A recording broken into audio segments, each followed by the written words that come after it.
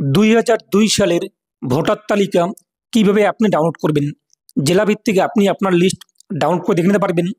এর জন্য আপনি আপনার মোবাইল ফোনে গুগলে চলে আসুন। গুগলে এসে আপনি সার্চ করুন MD360 নিউজ লিখে। তো MD360 নিউজ লিখে সার্চ করতেই প্রথমে আপনি একটি ওয়েবসাইট পেয়ে যাবেন। এই ওয়েবসাইটে আপনি ক্লিক করুন। তারপর দেখতেই পাচ্ছেন সার্চ আইকন, এই সার্চে ক্লিক করুন। তারপর সার্চ করুন 2002 লিখে। তো 2002 লিখে আপনি যখনই সার্চ করবেন সার্চ রেজাল্ট চলে আসবে। দেখতেই পাচ্ছেন West Bengal 2002 voter list download জেলাভিত্তিক। এখানে ক্লিক করুন। তারপর আপনাদের সামনে আর্টিকেলটি ওপেন হবে। এখানে আপনি বাংলাতে আরও বিশদে জানতে পারবেন। তার পাশাপাশি আপনি দেখতেই পাচ্ছেন জেলার নাম। তো আপনার জেলার পাশে রয়েছে ডাউনলোডে ক্লিক করুন। পরবর্তী পেজটি চলে আসবে।